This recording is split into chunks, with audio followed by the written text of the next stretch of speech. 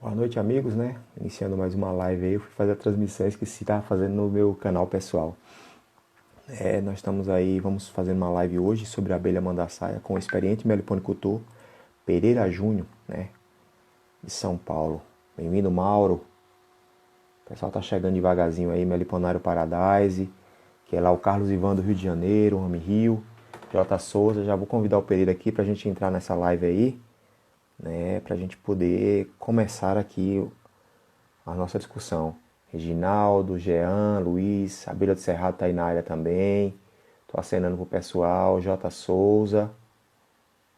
Obrigado a todos vocês que sempre têm participado com a gente aí dessas lives, né? Que na verdade o intuito é para o meliponicultor. Deixa eu silenciar aqui meu computador e eu já vou iniciar aqui chamando o Pereira aqui, ok? Vou convidar ele aqui para entrar com a gente. Espectadores, cadê? Pereira já entrou aqui, para a gente poder chamá-lo aqui. Ainda não entrou aqui não, mas ele já está entrando, já chamei ele aqui para entrar.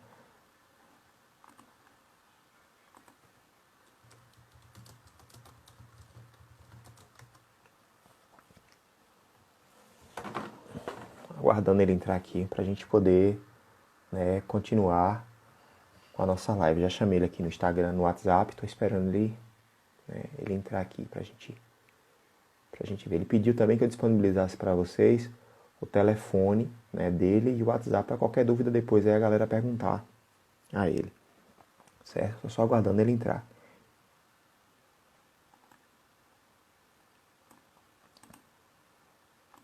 Eu já estou até disponibilizando o e-mail do Pereira, né, aqui no com o perfil de Oliveira. Tá aí o e-mail dele para quem quiser.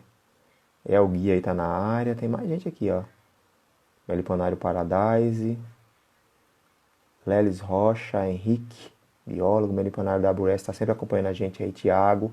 Tô só aguardando o Pereira entrar aqui pra gente poder, né, pra gente poder iniciar aqui a nossa live. Obrigado aí, Meliponário WS, Alcaçaba Bahia. Vou mandar agora também o WhatsApp dele aí, depois aí vocês podem chamar para bater um papo. Tô só aguardando o Pereira entrar online. Tô disponibilizando aí para quem quiser agora, o número dele tá aí, ó, no WhatsApp.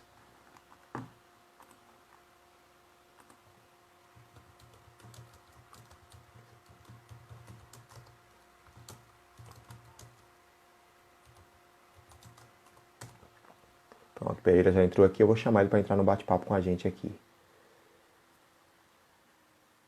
Cadê? Pronto, Pereira Júnior. Começar, né? Ele chegou aí, vamos ver agora, Gui, se vai rolar. O som tá bom aí, pessoal? Yuri, boa noite. Opa, Ô, boa boa noite, noite, Pereira Gildo. Júnior. Boa noite, pessoal que está tudo acompanhando aí, ao vivo, né? É isso Obrigado aí. por estar Pessoal, acompanhando mais uma live, né? 100%, a Beleza Sem Ferrão, né? uhum.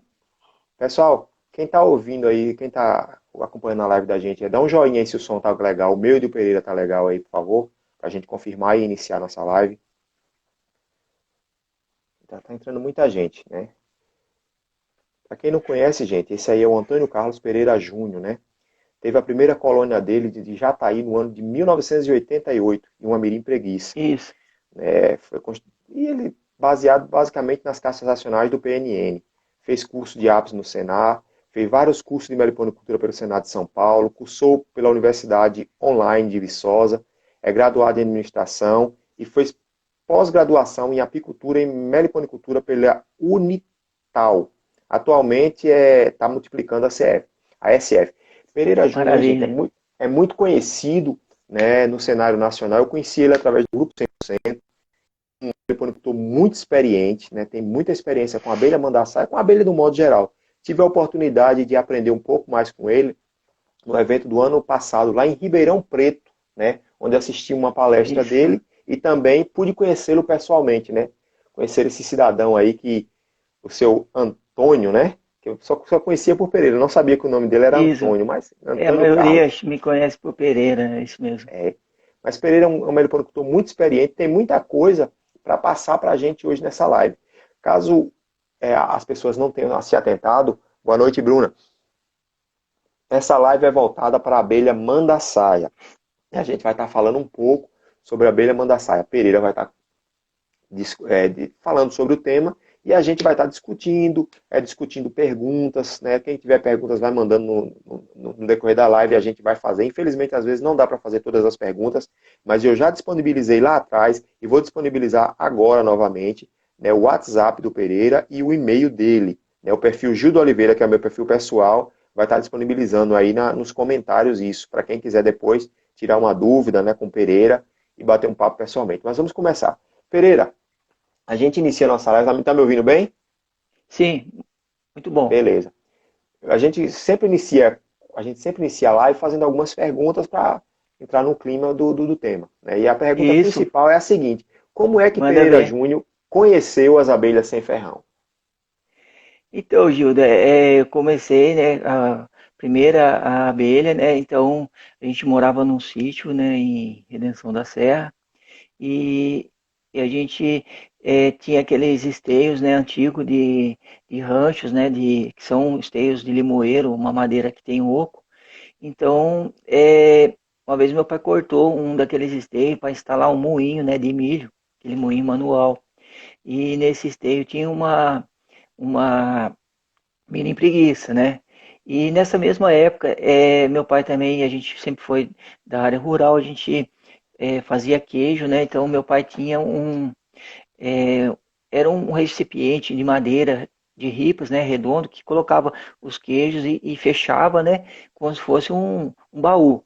E entrou uma jataí dentro de um recipiente desse, de carregar os queijos, né? Então, as minhas duas primeiras abelhas foram a contato, né? Foi a jataí e a mirim preguiça, tudo naquela época lá de 88, mais ou menos, bem próximo de 88 para 89. Hum, Então, né, na época eu fiz, é até engraçado, né? Eu não tinha experiência nenhuma, ainda era novo, né? Era adolescente. Eu usei aqueles caixotinhos de uva, né? Um caixotinho que deve dar uns 25 por 20, uns 10 de altura. Desmontei tudo o caixotinho, ajuntei as madeirinhas dele, né? Para ficar bem próximo, não ficar aquelas frestas, né? Então tive que usar dois caixotinhos e fiz uma caixinha, né? E coloquei essa mirim preguiça dentro da caixinha. Era muito grande, né, o caixotinho para o mirim preguiça. Então, mas esse foi um dos primeiros contatos. A jataí também foi colocado numa outra caixa, né, de madeira também, devia dar uns 15 por 15. Era uma caixinha bem pequena, de 2 centímetros de espessura. A da mirim preguiça tinha aí pouco mais de 5 milímetros. É uma caixinha bem fina, né? E então foi meu primeiro contato, né, com as abelhas. Então, foi depois de muitos anos, né, eu fui assistir uma palestra, na verdade, uma reportagem no Globo Rural, e onde ensinou, passou as medidas, né, foi passado as medidas da, da caixa PNN, né? Então, é, eu acabei anotando as medidas, né? E só que esse daí ficou só no papel, né, cara? Naquela época não tinha madeira, não tinha ferramentas, não tinha nada. Então eu só fui começar a fazer essas caixas, né, lá em 98. Em 98 eu comecei a fazer as caixas modelo PNN, né? Então eu dava quase 30 centímetros, né, de frente por 20 de profundidade e os módulos mais ou menos 6, 6,5 de altura, né? Dois módulos. Então, comecei a criar as jataí nessa caixa e aí vieram outras abelhas nessa época, né? Vieram a mirim droriana, veio a iraí. Então, ainda não tinha tantas experiências com caixas, né? Então, eu acabava colocando todas as espécies nesse mesmo modelo de caixa. Era o único que eu conhecia, não tinha outros modelos de caixas racionais, hum. né? Então, é, colocava a iraí, a jataí, comecei a multiplicar as abelhas, né? Então, foi mais ou menos em 98. A partir daí, eu já comecei a fazer os cursos, né? Alguns cursos de meliponicultura, né? Depois fiz o curso de ápice, também um curso intensivo, aquele completo do Senar, né? Então, fiz vários cursos, né? Com já de meliponicultura, né? Então, isso foi o pontapé para mim estar entrando mais com mais afinco na atividade, né? Então, a partir daí já comecei a conhecer a caixa ímpar, né? Então, que é uma caixa que eu tenho usado hoje, né? Praticamente 90% das colônias estão em caixa ímpar, porque é um modelo que, para mim, é melhor. Eu gosto de fazer multiplicações, né? Eu não estou na produção de mel, não estou, né, em produção de própolis, eu estou focado muito em multiplicação, né? Então, tenho aumentado o plantel continuamente, né, todos os anos, e a gente acaba fazendo trocas, né, de uma colônia a outra, mas sempre aumentando o plantel, né? Então, hoje eu tenho uma boa quantidade de colônias, né?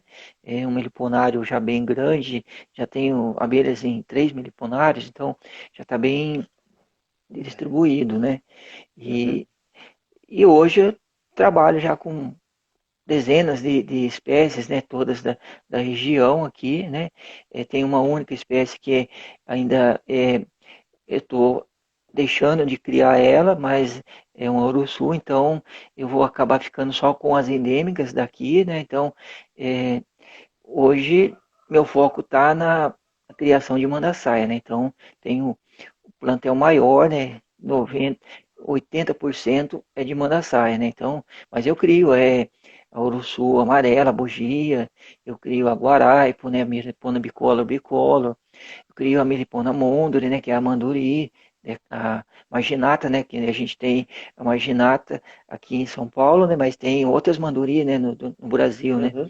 Temos a toida lá no sul, temos a silvaia aí na Bahia, né, na região aí Isso, de aqui na minha cima. região.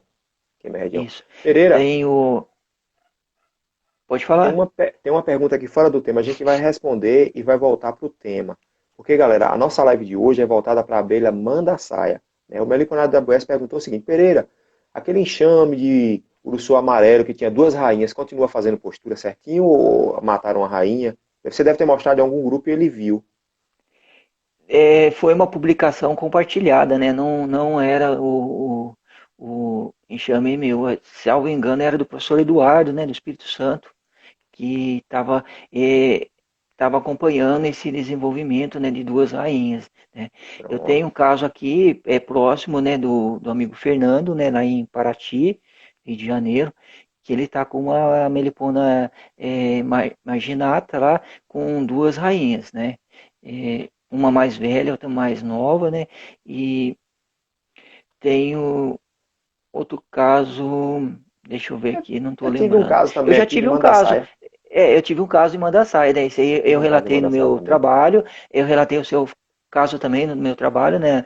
Na Aham. monografia de especialização, né? Então, eu acabei dividindo, né, a colônia, separei as rainhas, né? No seu caso, você teve problema, né, com as rainhas, né?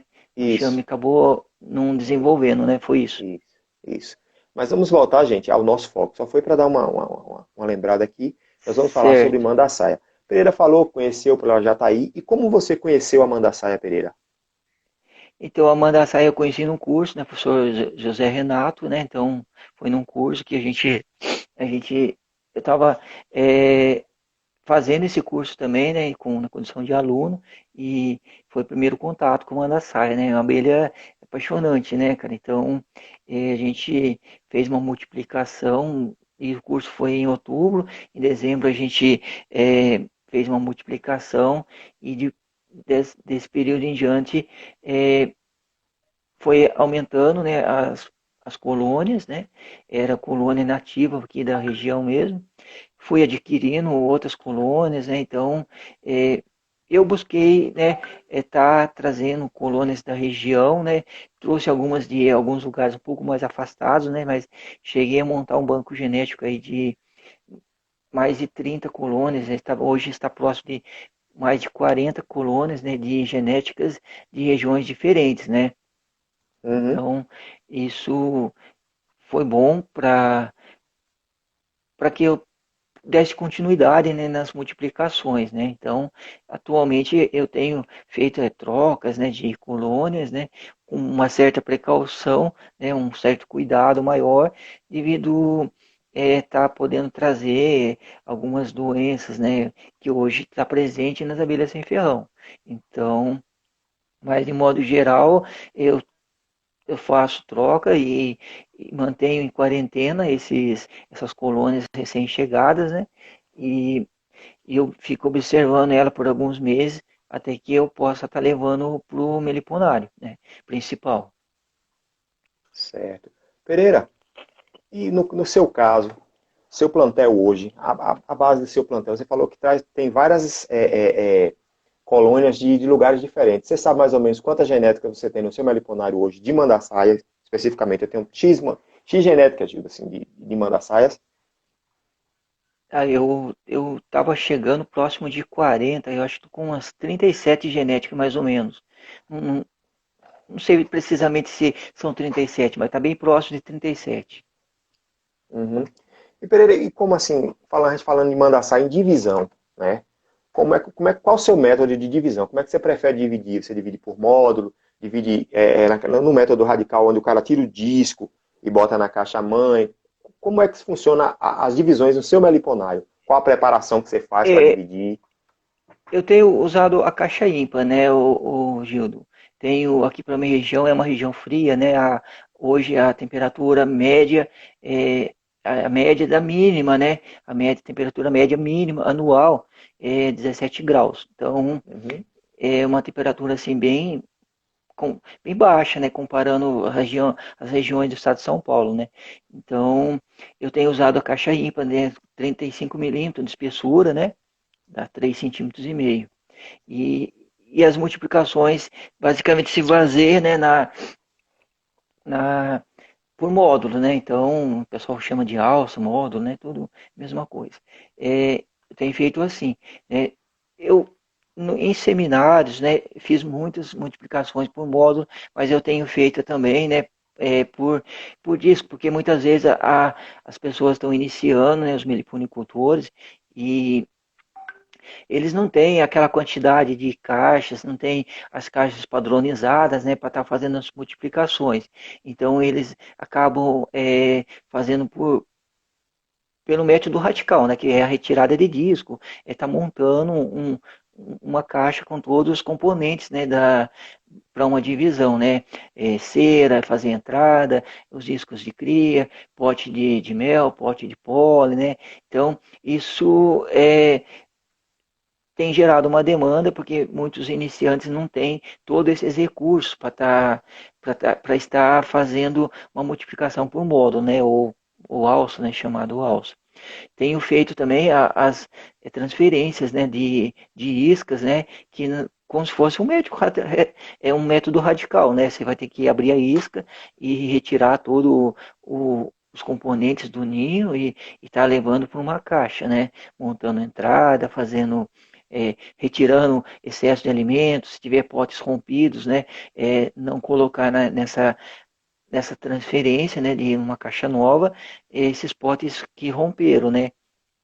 Então, mas de modo geral, no meliponário aqui, praticamente é por módulo, né. Então, é, desenvolvo as colônias, normalmente fica aí com 3, 4 módulos e onde elas têm sido alimentadas, né, já para serem multiplicadas, né? O objetivo é isso, então eu tenho mantido uma alimentação de água com açúcar. Hoje estou usando o ácido cítrico para dar uma ajuda, né? Embora não inverta totalmente o alimento, mas ele aproxima bastante aí, quase 20% de inversão, então isso é uma ajuda para a abelha que, em vez de ela estar passando esse alimento para as abelhas mais novas, e há uma certa rapidez, né, na trofalaxia, né, de passar o alimento de uma abelha para outra, né, das mais velhas para as mais novas. Então, essa inversão acaba ajudando esse processo aí, ganhando um pouco de rapidez, né?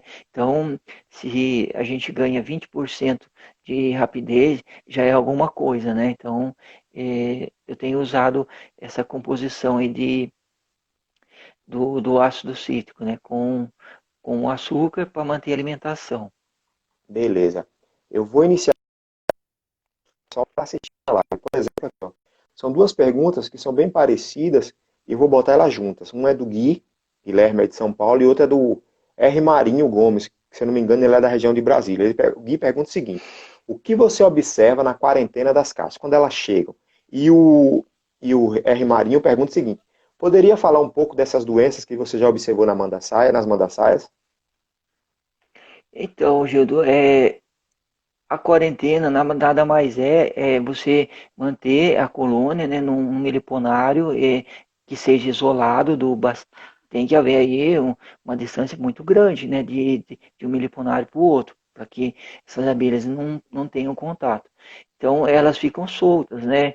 é, Ficam soltas e eu vou observar se há a presença de algum indivíduo diferente, né, na colônia, porque a gente encontra vários indivíduos na colônia, né, que vivem em simbiose, né, mas é, a gente, durante o meu curso de especialização, tem um colega lá que é da Secretaria de Defesa Agropecuária no Rio, ele trabalha na área, trabalha, né, trabalhou e continua ainda trabalhando na área de, de fiscalização, então ele visitava os apiários e meliponários, né, então ele já chegou nessas visitas a encontrar, né, até o Aetina túmida, né, em iscas de abelha sem ferrão, né, foi encontrado em Jataí, então é, por isso que eu digo, é importante a gente manter essa quarentena para não estar trazendo esses indivíduos para o meliponário, né? É, o, esse Aetina túmida aí, ele é um besouro, né, que de origem africana, mas ele se propaga muito em apis, principalmente colônias não manejadas e colônias fracas, né? Então, ele não é muito comum nas abelhas sem ferrão, mas pode ocorrer, né? Uma colônia fraca e você está levando esse indivíduo, né, para o seu meliponário e está propagando, né, correndo o risco dele estar adentrando outras colônias, né? Então, essa quarentena é mais para a gente estar observando a, a saúde, né, a sanidade da colônia, né? Beleza. É, qual que era a outra pergunta mesmo, do A outra Guilherme? pergunta foi se você poderia falar um pouco dessas doenças. Você já acabou de falar sobre isso aí Não agora, tem, na túnida, não é isso? nunca, aqui eu nunca tive problema com doenças, né, ô Gildo? Mas a gente já teve problemas já com a urso amarela aqui no estado de São Paulo, né? É, foi uma contaminação, né, através eh, do uso, né, de produtos da Apis, né, então é muito provável que tenha sido pólen, né, então é, foi um caso, né, de cria pútrida, né, aparentemente cria pútrida, e que contaminou as urussus amarelas. Mas aqui no Meliponária eu nunca tive esse problema, né, nenhum problema, né? Sempre mantive essa observação aí de estar colocando as colônias em quarentena e nesse período de quarentena nunca apareceu nenhum desses indivíduos aí indesejáveis, né? Beleza. Eu tenho mais duas perguntas aqui que na verdade é a mesma pergunta. Idenise Fidelis e Paulo Martins. Eles, por exemplo, aqui, o Idenise Fidelis fala o seguinte: as abelhas mandaçaias são indicadas para iniciar o meliponário. A do Paulo Martins está na mesma pegada. Se a mandaçaia é uma abelha indicada para o cara que vai iniciar o meliponário. Então, hoje a meliponicultura, né? Quando eu iniciei, eu não conhecia ninguém que criava abelha sem ferrão, Gildo. Então, essa foi uma grande dificuldade, né? Naquela época também eu não tinha internet, né? Então, dificultava mais ainda. Hoje, a gente conhece vizinhos, tem criadores de abelha para todo lado. Então, isso tem aumentado, tem gerado uma demanda muito grande, né? De essa criação das abelhas sem ferrão. Então, a gente sempre recomenda, né, que independente, né, do, do segmento da criação das abelhas sem ferrão, né, seja hobby, é, produção de mel, de pólen, né, de colônias, né, é, o início é ideal que comece com a jataí. A mandaçaia, assim, é uma abelha, né, de vasta extensão territorial, né? Então a gente tem quadrifaciata desde do sul, né, até Sergipe, né? Então ela acompanha toda essa faixa litorânea de Mata Atlântica. É uma abelha que é recomendável iniciar, né? Não dá para a pessoa querer começar a criar uma melipona bicolor, uma urso amarela, né? Que são manejos diferentes, requerem um pouco mais de experiência, né? Então, mas o ideal é começar com jataí, as mirins, né? Então, é um conhecimento que a pessoa vai ganhando, é progressivo, né? Então, você começa com a abelha mais fácil e vai subindo essa escada aí de progressão, né? Até você estar criando variadas espécies, né? E ideal que se mantenha um foco, né? De produção, né? Para criar, é, vai criar jataí, vai criar mandaçá. Então, se tem um foco para uma produção, né? Eu falo isso porque eu penso muito em cadeia produtiva, né? Então, você ter uma linha de cadeia produtiva, você tem que ter um foco, né? Um objetivo, né?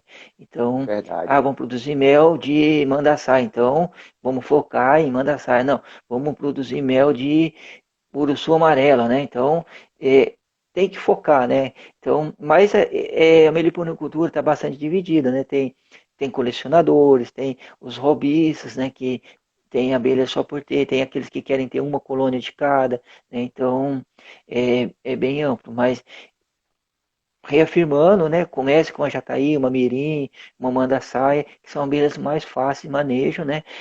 São abelhas que, se a pessoa teve algum problema de algum recurso, precisar de reforçar, é mais fácil de estar encontrando com outros meliponicultores, né?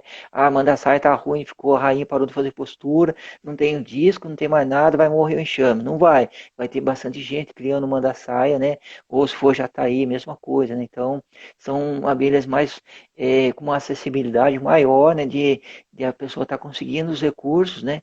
E um caso de um problema, né, de uma falha de manejo, ou até um problema, ataque de formiga, ataque de outros bichos, né, de mamíferos, insetos, né. Então,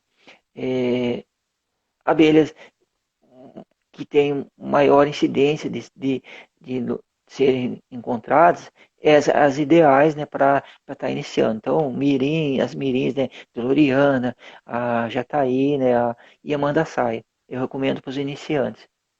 Beleza. Pessoal, quem está assistindo essa live agora, como sempre, ela vai ficar disponível depois no YouTube, certo? Vamos de pergunta aqui, Pereira. Bruna Herbert perguntou: qual a receita desse xarope com ácido cítrico? Então, Gildo, aqui eu uso 1 grama por quilo de açúcar, né, do ácido cítrico.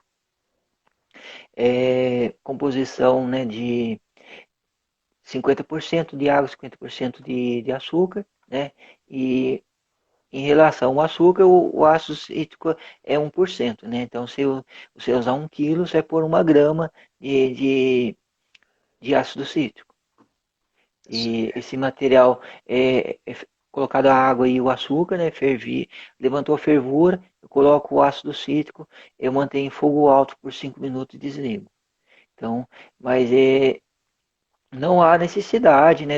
A pessoa está com algumas poucas colônias, né? E não requer tanta necessidade de estar fazendo essa inversão. Nos momentos de mais críticos, né? De falta de alimento, se houver, né? Nas colônias, ferveu água e açúcar aí por 10 minutos é o suficiente, né? 50%, né, de água e de açúcar é o básico, né? Então isso aproxima muito do néctar, né? Então não precisa estar fazendo receitas tão requintadas, né? Então muitos meliponicultores, né, colocam uma variedade grande, né, de produtos no xarope. Eu basicamente eu já cheguei a colocar, né, o capim cidreira mas o meu objetivo era alimentar internamente, as abelhas serem condicionadas com o odor do capim, para depois eu estar fazendo a alimentação coletiva, né, em outro local, e as abelhas é, conhecerem aquele local através do odor, né, do capim cidreiro. Feito isso, condicionou a abelha, eu acabei suspendendo essa composição, né, do capim cidreira. Hoje é água e açúcar, deu o horário certinho das abelhas, elas acostumam com o horário, a frequência, né, de dias também. Então, deu o horário certo, elas já começam a ir para o local, independente de ter odor ou não. É Beleza? muito comum quando a gente está começando, Pereira. Isso eu falo de experiência própria, a gente querer inventar a roda, descobrir a roda. Só que na natureza a abelha não encontra essas coisas todas. No máximo ela vai encontrar o néctar, que é a água doce, né, num parafraseando Exatamente, água com né? açúcar e pólen, mais nada, além das resinas das plantas. E a gente muitas vezes quer inventar a roda e acaba que prejudicando, que não, na verdade tem muita coisa que não tem nada cientificamente comprovado que vai ajudar. E a abelha só precisa do Nossa, quê? Do Júlio, néctar, água doce. a gente acaba vendo aí, né, nas redes sociais aí, né, WhatsApp, Facebook, né, e a gente vê algumas coisas e fala, meu Deus, né, onde que vai chegar isso, né, cara? É tanta composição e um abre e fecha a colônia toda hora, cara. Isso é muito prejudicial para a colônia, né, porque é, eu sempre bato nessa tecla, né? As abelhas, elas necessitam da termorregulação, né? É o controle da temperatura interna. Então, toda vez que você abre desnecessariamente a colônia, está perdendo toda aquela temperatura lá que estava regulada, as abelhas vai ter um gasto de energia enorme para estar regulando de novo isso daí, né? E gasto de energia requer, aliás, gasto de energia, consequentemente, é gasto de alimento, né? Se está frio, você abriu, elas vão ter que consumir mais alimento para estar fazendo essa regulação, porque ela vai ter um esforço de maior. E toda vez que a abelha faz esforço, né? Eu falo de esforço físico, né? Então, quanto mais esforço físico a abelha faz, ela reduz o tempo de vida dela, né? Então, é, é um conjunto de ações, né, que interfere muito na colônia. Então, quanto menos abrir, né, a pessoa quer ficar olhando a colônia, tá bom. Coloca um acetato lá em cima, um plástico transparente, né? Não precisa ser um acetato, qualquer plástico transparente que dê para visualizar, um outro plástico preto em cima, e a tampa é o suficiente, né? Um papelão em cima desse plástico preto entre a tampa também ajuda, né? Então, para evitar as frestas de iluminação. Feito isso, Ba- você vai ficar olhando a abelha lá, você não precisa abrir a tampa, tirar o plástico e expor a colônia para estar observando ela, né? Então, você consegue fazer essa observação. E outra, muitas observações você consegue fazer com a caixa fechada. De manhã, né? 8, 9 horas da manhã, esse horário aí é muito bom para observar. Então, você olha as abelhas, né? Ah, tá entrando pólen, as abelhas estão entrando gordinha, é néctar, né? Ah, tá com as perninhas, o pessoal fala as perninhas, né? Então, tá carregando a bolota de pólen, cara. Então, é um sinal, é um indicativo que a colônia está bem, né? Ah, está trazendo resina, então tudo isso daí são observações, né? No caso de meliponas ou alguma outra espécie que trabalha com argila, né? No caso de partamonas, né? Então está carregando argila, então, pô, são fatores que do dia a dia que você aprende a observar, né? E o fluxo de abelha entrando e saindo, né? Então isso aí é importante saber identificar isso daí, né? Agora você olha uma colônia lá, por exemplo, uma jataí, por exemplo, tava com o pito cheio de abelha, aí já não tá tendo mais abelha, né? Normalmente você tem uma colônia aí com 15 guardas, é uma colônia forte, né? Eu digo guardas, aquelas que estão definitivamente na entrada ali vigiando, né?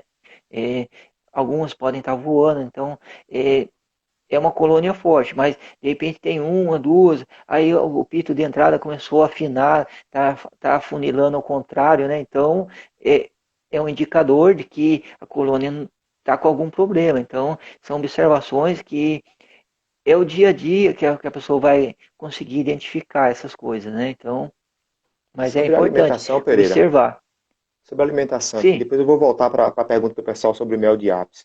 Né? A mina perguntou aqui se você alimenta internamente, externamente, de forma coletiva ou individual. Externa é difícil, eu não consigo alimentar externamente de forma individual, né? A não ser que eu feche as colônias, porque quando eu boto o alimento, automaticamente todas as colônias que estão condicionadas já vêm. E seu caso é, Pereira, você alimenta mais internamente ou externamente? então, Gildo, eu estou aqui numa região muito boa, né? Estou próximo de um reservatório, né? Que era de uma hidrelétrica, ainda tem, vira e mexe, ele sobe e desce, né? E é uma área de bastante mata nativa, né? E então eu tenho alimentado as abelhas, né? Mas a minha alimentação coletiva, ela está mais voltada para as meliponas, né? Então, são as ursus amarela, a mandaçaia, né? Então, são abelhas que vão frequentar o alimentador coletivo. Outras espécies, né, igual a tubuna, mandaguari, jataí, essas abelhas eu não alimento, porque elas estão dando conta, né, têm encontrado recursos, né, nas proximidades, então eu não tenho alimentado. A Guaraipo, eu, eu tenho poucas colônias, né, não são muitas, mas eu, eu tenho um cuidado especial, porque é uma abelha bastante especial, né, a Guaraipo. Então, ela não visita o alimentador coletivo, eu tenho que tomar o cuidado e estar observando, fazer algumas inspeções semanais e estar verificando a quantidade de alimento. Basicamente, cada 15 dias eu coloco um pouquinho de alimento, coisa de 50 ml, né? Mas a alimentação coletiva basicamente são para as mandaçais e urussus, né? Então, que são as abelhas que eu tenho um plantel grande, né? Então, é, são dezenas e dezenas de colônias.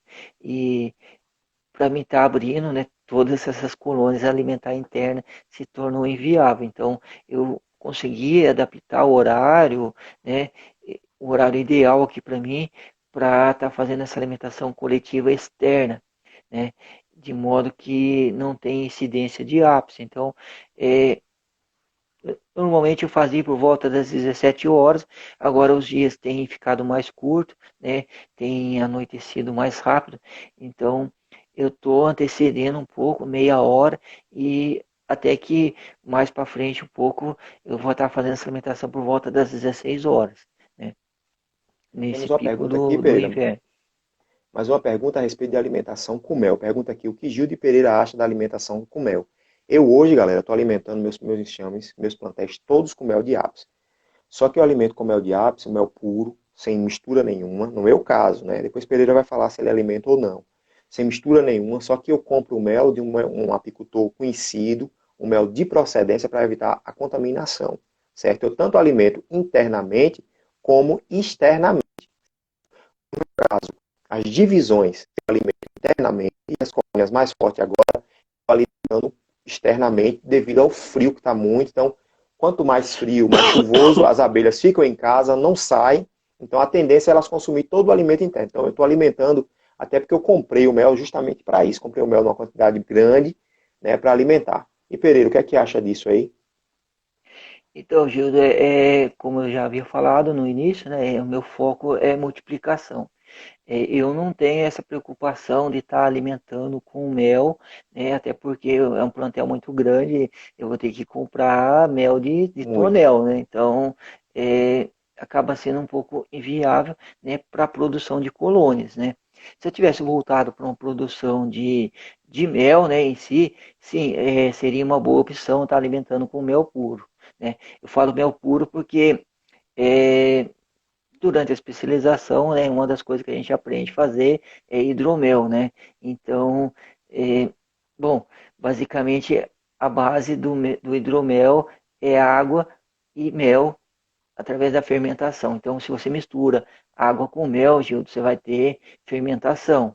Uhum. Eu não aconselho os meliponicultores estar fazendo essa mistura, porque vai fermentar muito rápido, né? O processo de fermentação é rápido. Então, se esse, essa composição, essa mistura de mel e água é feita e as abelhas não dão conta desse alimento, né? Dentro seja de um pote interno na colônia, né? Isso vai dar problema, né? Elas vão estocar esse material, né? Vai ficar no pote lá, não vai ter esse tempo suficiente de estar enzimando, trabalhando esse alimento e ele pode entrar em fermentação, né? Vai acontecer de romper potes, né? Romper o pote começa a desgraça, né? Falo desgraça porque aí já vai atrair forídeo, vai atrair outros inimigos, né? Que podem estar levando ao caos, né? A perda de uma colônia, né? Então, vai fornecer mel de ápice? Cuidado com a procedência, né? Para mel pode estar trazendo esporos, alguma contaminação de ápice para a abelha, sem ferrão, e mas tendo esse cuidado, forneça puro, né? Coloque ele no recipiente dentro da caixa, da colônia, né? E puro, que não vai ter problema de fermentar, né? As abelhas vão estar coletando esse mel, levando, usando como alimento, né? Vão estar hidratando ele para pôr nos potes delas, né? Porque o mel ele é bastante grosso em relação ao mel das abelhas de ferrão, ela vai estar hidratando, né? Aliás, ela vai estar misturando, né, com o que ela coleta, o néctar, né? Em vez dela ter que desidratar esse néctar que foi colocado no pote, vai estar misturando, diminui um pouco dessa desidratação, né? Então, se for servir, sirva pura. No meu caso, eu não forneço mel, né, de ápice para as abelhas de ferrão, porque devido às multiplicações, né? Então, a minha preocupação é multiplicar colônias e é o meu objetivo, né, por enquanto.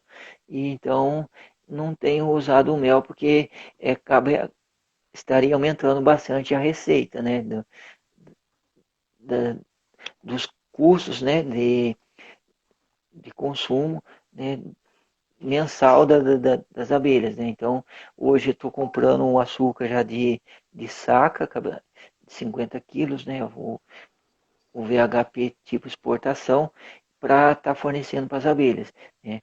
Então, não teria, é, eu não vejo essa possibilidade de estar dando mel de abelha da ápice, né, para as abelhas de ferrão, para a produção de colônias. Esse inviável, né, no caso tem a soragena, ela tem as colônias, né, para produção de mel, algumas em meliponagens diferentes, algumas não precisam de alimentação, outras que precisam, ela fornece o mel de ápice, porque é o que vai estar mais próximo, mais puro, menos química de tudo, né? Então, Uhum. é, é um caso recomendado, tá bom? Isso mesmo. Aqui uma pessoa pergunta, Fabrício Tenca pergunta se. Ah, não, depois eu vou responder, perguntar aqui Meliponário MM. Não, mas eu vou fazer ele de Fabrício porque está dentro dessa mesma linha de raciocínio aqui. Depois eu volto para Meliponário MM. Ele diz o seguinte: Pereira, diga para nós a importância da alimentação coletiva. Está perguntando a alimentação coletiva externa. Se ela estimula a rainha na questão da postura. Então, Gildo, essa alimentação, cara, ela é, a coletiva externa, cara, normalmente é mais indicada para melíponas, né? São as abelhas do grupo melíponas, né? Então, tem a urso-nordestina, frequenta a alimentação externa, a boca de renda.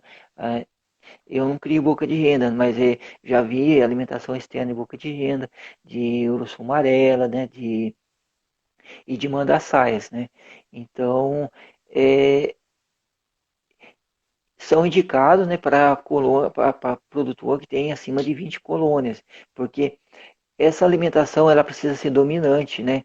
Então, tem um fluxo de abelha ali para que não tenha problema com o ápice. Então, se você não conseguir fazer essa alimentação segura, você não vai ter efeito nenhum.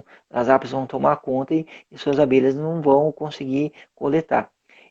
Esse vai e vem das abelhas, essa frenesia aí, é importante, porque altera toda o movimento, né, da colônia, né, as abelhas. Tanto se você chegar perto, né, de uma colônia que está em alimentação externa, você vai ver que as abelhas todas se conversando, é um movimento enorme lá dentro, né? É um é incrível, cara. Você vê que flui a colônia, né? Então, isso faz. Não temos, né, estudos que comprobatórios, né? Mas a gente entende que isso é, estimule para que as abelhas dê continuidade ao trabalho de produção de células, né? E células de cria, produção de alimento larval. E então, consequentemente, isso vai estimular a rainha a estar fazendo, colocando os ovos, né, nessas células, né? Então, se a gente estima que isso faz com que mantenha aquele ritmo, né, de postura da rainha. Então, isso é importante, né? Diferente, né? Um caso que está interno, as abelhas todas coletando, mais calmas, né? Coletando alimento e levando para outros potes, né? Perfeito, Certo? perfeito.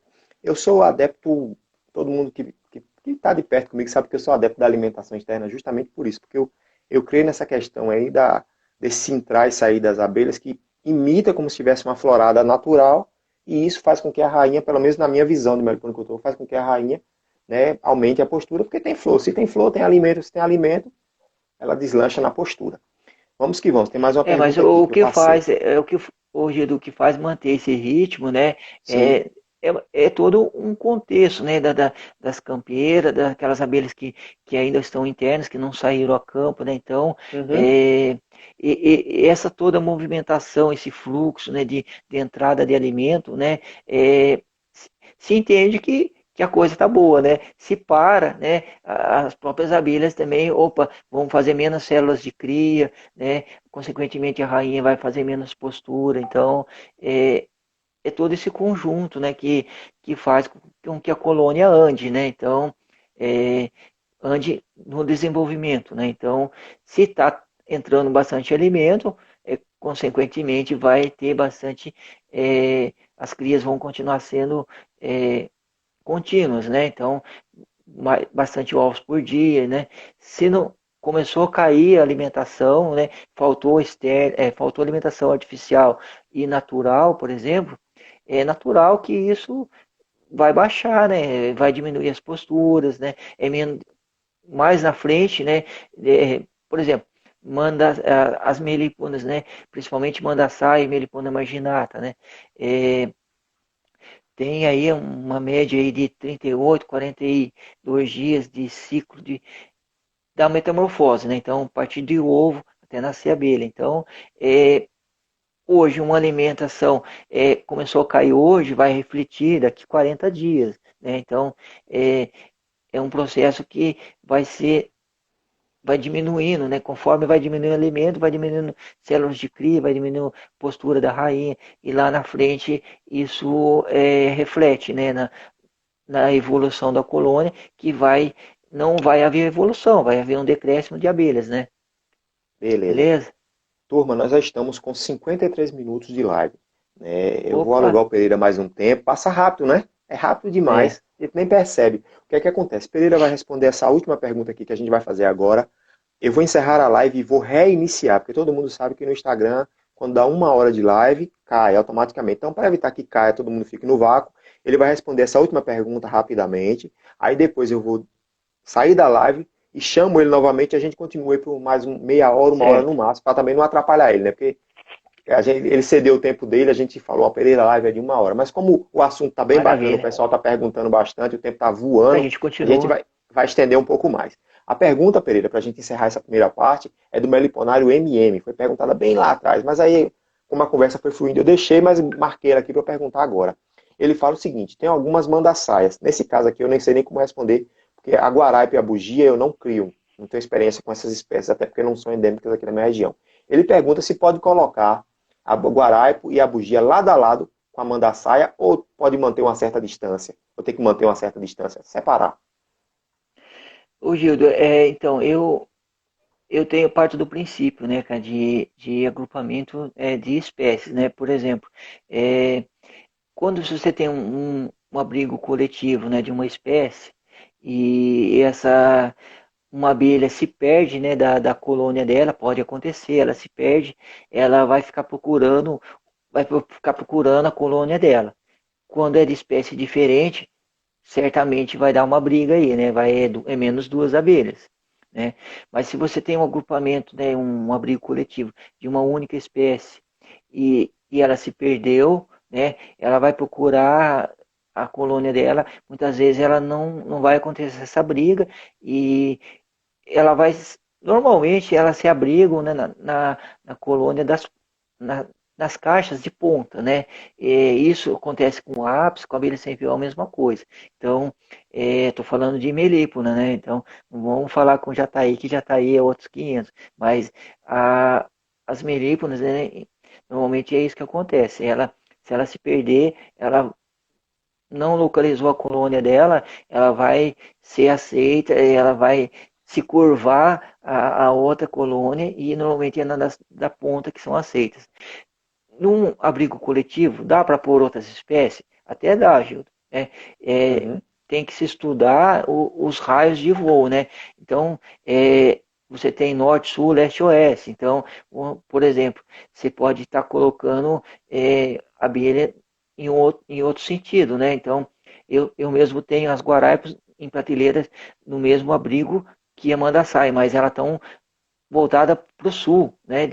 E, e as mandaçais pelo oeste e norte e leste. Então, elas estão em ângulos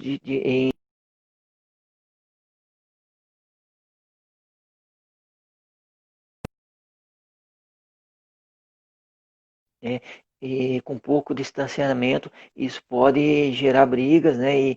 E cada abelha que errar de colônia é menos duas abelhas, né? Uma que está na colônia que está tentando entrar e a outra que está na colônia.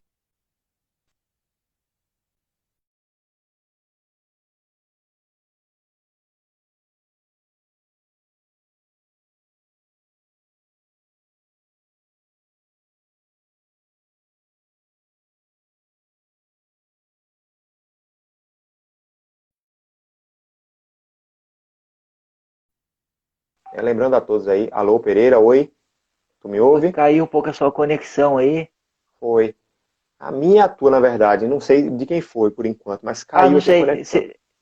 É Eu não verdade. desliguei, não. Eu vou desconectar agora, gente, mas só um aviso, essa live vai estar disponível no IGTV do próprio Instagram e também vou disponibilizar depois no canal de 100% Abelha Sem Ferrão.